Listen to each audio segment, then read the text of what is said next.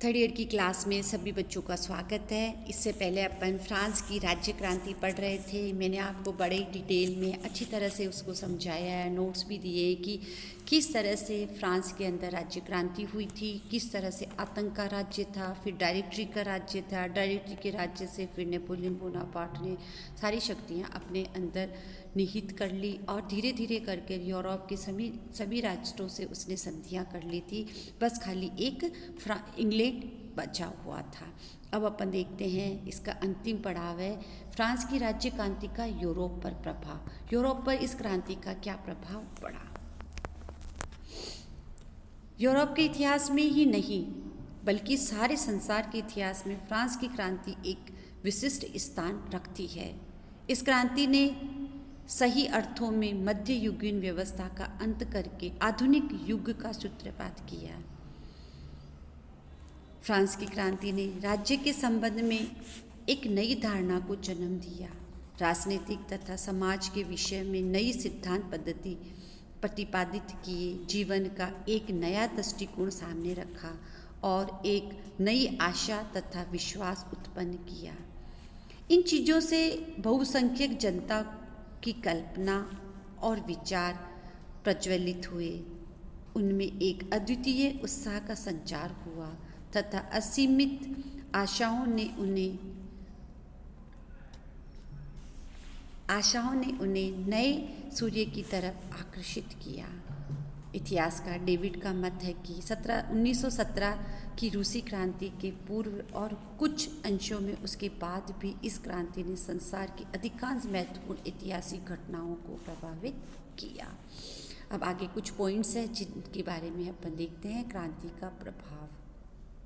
First था सामंती व्यवस्था का अंत। मध्यकालीन समाज की सामंती व्यवस्था का अंत करना फ्रांसीसी क्रांति की सबसे महत्वपूर्ण देन है।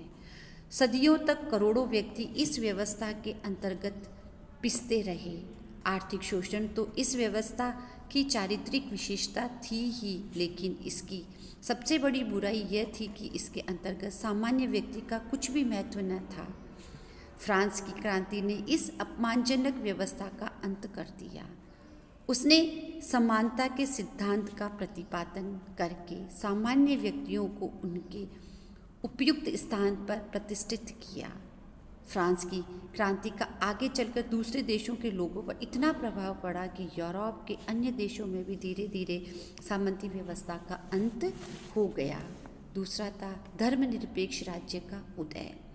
धर्म के क्षेत्र में उदारता और बाद में सहिष्णुता लाना इस क्रांति की एक अन्य महत्वपूर्ण देन है। क्रांति के फलस्वरूप यूरोपियन देशों में धार्मिक सहिष्णुता का प्रादुर्भाव हुआ और लोगों को धार्मिक उपासना की स्वतंत्रता मिली। मध्यकालीन शासकों का हमेशा यही प्रयास रहता था कि उनके राज्य के सभी निवासी केवल उसी धर्म को माने जिसमें स्वयं राजा विश्वास करता हो। अन्य धर्मावलंबियों को कठोर से कठोर दंड दिया जाती थी। क्रांति ने धर्मनिरपेक्ष राज्य की स्थापना का मार्ग प्रशस्त करके मानवता की बहुत बड़ी सेवा की। तीसरा था राष्ट्रीयता का विकास। फ्रांस की क्रांति ने एक ऐसी प्रगतिशील राष्ट्रीयता को जन्म दिया जिससे आधुनिक संसार आज भी अत्यधिक प्रभावित है। नागरिकों के हृदय में अपने देश की सुरक्षा के लिए राष्ट्रीयता की भावना केवल फ्रांस तक सीमित नहीं रही। जैसे क्रांति का विस्तार होता गया वैसे वैसे यूरोप के अन्य देशों में भी इस भावना से प्रभावित और प्रेरित होने लगे। संसार के सभी पदलित और परतंत्र लोगों में इस भावना का प्रसार हुआ और प्रत्येक देश में अपने राष्ट्र को स्वतंत्र तथा उन्नत बनाने के लिए आंदोलन उठ खड़े हुए। तीसरा नेक्स्ट देखते हैं फोर्थ पॉइंट, राजनीतिक देन। क्रांति ने राजाओं के दिव्य सिद्धांत का अंत कर लोकप्रिय संप्रभुता के सिद्धांत का प्रतिपादन किया।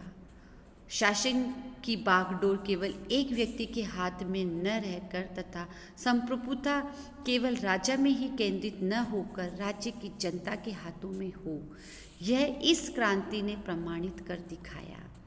अब सर्वसाधारण प्रत्यक्ष रूप से देश की राजनीति में हिस्सा बटाने लगा।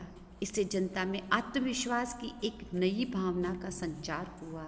राजनीतिक दलों का बड़े पैमाने पर उदय हुआ एवं विकास हुआ। नेक्स्ट है व्यक्ति की महत्ता। मानव अधिकारों की घोषणा और स्वतंत्रता एक समानता के सिद्धांत का प्रतिपादन करके फ्रांस की क्रांति ने व्यक्ति की महत्ता एवं गरिमा को स्वीकार किया। क्रांति के पूर्व साधारण व्यक्ति का कुछ भी महत्व नहीं था। समाज में केवल विशेषाधिकार संपन्न लोगों का ही प्रभाव था। अब सर्वोच्च सत्ता जनता में निवास करने लगी। जनता के विचारों की अभिव्यक्ति ही शासन के स्वरूप का आधार बन गई। इस प्रकार व्यक्तिगत स्वतंत्रता का सिद्धांत क्रांति की अमूल्य देन बन गया। नेक्स्ट देखते हैं समाजवाद का प्रारंभ। फ्रांस की क्रांति ने समाजवादी व्यवस्था का मार्ग भी प्रशस्त किया। इसने अमीरों और निर्धनों को न्याय के सामने समानता प्रदान की, सभी के लिए समान कानूनों की व्यवस्था की। यह ठीक है कि क्रांति ने श्रमिकों की शक्ति को सुधारने तथा पूंजीपतियों का सफाया करने में अधिक सक्रिय कदम नहीं उठाए, परंतु सामंत प्रथा का अंत, विशेषाधिकारों की समाप्ति तथा चर्च की शक्ति को समाप्त करके उसने समाजवादी व्यवस्था की पृष्ठभूमि अवश्य तैयार कर दी। एंड लास्ट पॉइंट है स्वतंत्रता, समानता एवं बंधुत्व। फ्रांस की क्रांति ने मानव जाति को स्वतंत्रता, समानता एवं बंधुत्व का नारा प्रदान किया। स्वतंत्रता मनुष्य का जन्मसिद्ध अधिकार मान लिया गया। राजनीतिक, आर्थिक, सामाजिक तथा धार्मिक दृष्टि से प्रत्येक नागरिक को पूर्ण स्वतंत्रता का अधिकार दिया गया। इसी प्रकार भाषण, लेखन, प्रेस तथा जान माल की सुरक्षा आदि के अधिकार दिए गए। जीवन के सभी दृष्टिकोणों से मानव को समानता के समान अधिकार दिए गए। न्याय के सम्मुख समानता एवं सार्वजनिक पदों को योग्य व्यक्तियों के लिए खोलना समानता का ज्वलंत उदाहरण था। परस्पर प्रेम, सहयोग एवं सहानुभूति ही बंधुत्व है और इसी का विकास क्रांति का मुख्य उद्देश्य रहा था। इन्हीं के आधार पर आने वाले संसार में लोकतंत्र की नींव मजबूत हो पाई थी। इस तरह देखते हैं कि फ्रांस की क्रांति ने संपूर्ण यूरोप ही नहीं बल्कि पूरे विश्व को प्रभावित किया और जो क्रांति की ज्वाला लेकर वो निकले थे वह धीरे धीरे संपूर्ण विश्व में फैलती गई और जो भी राष्ट्र परतंत्र थे उन्होंने क्रांति का बीड़ा उठाने का प्रयास किया। इस तरह से आपकी फ्रांस की राज्य क्रांति यही ख़त्म होता है ये चैप्टर। नेक्स्ट नया चैप्टर लेके नई क्लास में अपन सभी मिलेंगे। धन्यवाद बच्चों।